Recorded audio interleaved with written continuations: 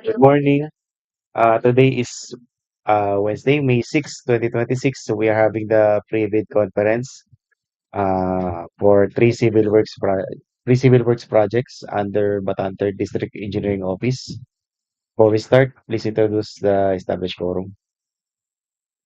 For today's private conference, we have a forum headed by Dr. Matia Patrick O. Clemente, Engineer Patrick Vincent G. Zabala, AORDT Castro, Engineer Ruel R. Ronquillo, Engineer Daniel M. Diaz. For BAC DWG, headed by Engineer Gerwin Ian M. Reyes, Engineer Carmela May B. Castro. BAC Secretariat, headed by Engineer Katina Canale. Members, Engineer Jessa M. Diaz, Engineer Sharjin B. Almario, Engineer Christine Joy G. Baleo, and Mr. Mark Bailey and Malabanan. We have no observers nor prospective readers online and Let's start. First project. So, Piramela, first project. contract entity number 0017 Asset Preservation Program, Preventive Maintenance, Primary Roads, Jose Alas-Asin Avenue, Bataan, Kilometer 100, 2 plus minus 621 to kilometer 100 plus minus 037. Approved budget for the contract 29,397,060 pesos only. Located at Dinalupihan, Bataan. Scope of work road asphalt. Contract duration 106 calendar days. Required pickup license category of C and D for small B. Issuance of bidding documents April 28, 2026 to May 19, 2026. Bidding documents fee 25,000 pesos. Major category of work RCA roads construction asphalt. The minimum work experience requirement for key personnel are the following. For project manager, 1 year of general and relevant experience. For project engineer, PPE, must be PPE, DPWH accredited. For materials engineer, ME1 DPWH accredited. For foreman, must have 1 year of relevant and general experience. The minimum major equipment requirements are the following. Asphalt distributor, Rosco, with the capacity of 5 tons, 100 HP, 3,000 USD, 1 unit, 1 unit of power broom, towed type with engine 2 in wide, with a capacity of 6 to 30 clean per hour, sweeping capacity, 1 unit. 1 unit of asphalt paver with a capacity of 50 HP. 1 unit of pneumatic tire roller with a capacity of 10 metric tons, 107 HP.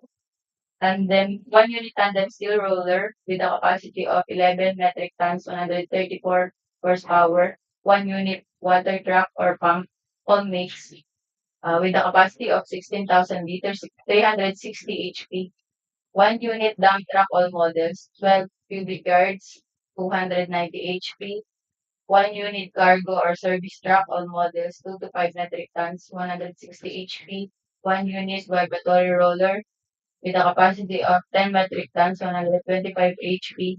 1 unit backhoe with breaker with a capacity of 0.80 cubic meter or 1.04 cubic yard, 150 HP. And laboratory equipment, 1 set. Your Kerwin, for the last two. Contract ID number 2600023, Network Development Program, Off-Carriageway Improvement, Tertiary Roads, Alas-Asin Port Road, kilometer 156 plus 526 to kilometer 159 plus 290. Upper budget for the contract, 38,318,980 pesos only, located at Marimex, Bataan. Scope of work, road, concrete. Contract duration 205 calendar days. Required pickup license, category of B or PMA. Issuance of bidding documents April 8, 2026 to May 19, 2026. Bidding documents fee 25,000 pesos only. Major category of work RCP, roads, construction, PCV. For the minimum requirement for key personnel, project manager must have 1 year of general and relevant experience. Project engineer must be PPE, DPWH accredited. Materials engineer must be NE1 DPWH accredited. And foreman must have 1 year of general and relevant experience. For the minimum major equipment, uh, 1 unit of motorized road grader with a capacity of 140 horsepower, 1 unit of vibratory roller with a capacity of 10 metric tons, 125 horsepower, one cargo truck with a capacity of 2 to 5 metric tons, 160 horsepower, one dump truck with a capacity of 10 cubic yards, 1 unit of water truck or pump with a capacity of 16,000 liters, 1 unit of backhoe with a capacity of 0.8 cubic meter, 150 horsepower, and one set of laboratory equipment based on DO number 11 series of 2017. Next project, contract ID number 26CO0024, Convergence and Special Support Program, construction or improvement of access roads leading to trades in the industries and economic zones, roads leveraging linkages for industry and trade, infrastructure program, roll it, Barangay Torres-New San Jose-Pagalangang Road to Agricultural Area, Dinalupihan, Bataan, Station 0+000 to Station 0+150. Approved budget for the contract, 4,612,860 pesos only. Located at Dinalupihan, Bataan. Scope of work, road concrete. Contract duration is 60 calendar days. Required pickup license category of CFD for small B. Issuance of bidding documents April 18, 2026 to May 19, 2026. Bidding documents fee is 5,000 pesos only. Major category of work RCP roads construction PCP. The minimum requirement for key personnel, project manager must have 1 year of general and relevant experience. Project engineer must be PPE DPWH accredited. Materials engineer must have 1 year of general and relevant experience. Foreman must have 1 year of general and relevant experience. The minimum major equipment requirements are the following. 1 unit of backhoe with a capacity of 0.8 cubic meters, 1 unit of dump truck with a capacity of 12 cubic yards, 1 unit of motorized road grader with a capacity of 140 horsepower, 1 unit of vibratory roller with a capacity of 10 metric tons, 1 unit of water truck with a capacity of 16,000 liters, 1 unit of cargo truck with a capacity of 2 to 5 metric tons, and one set of laboratory equipment based on DO number 11, series of 27. Let's proceed for the provisions common for civil works projects. All bidders should have completed within 10 years from the date of submission and receipt of bids a contract similar to the project. The description of an eligible bidder is contained in the bidding documents, particularly in Section 2, Instructions to Bidders. All bids must be accompanied by a bid security in any of the acceptable forms and in the amount stated in the ITB Clause 16.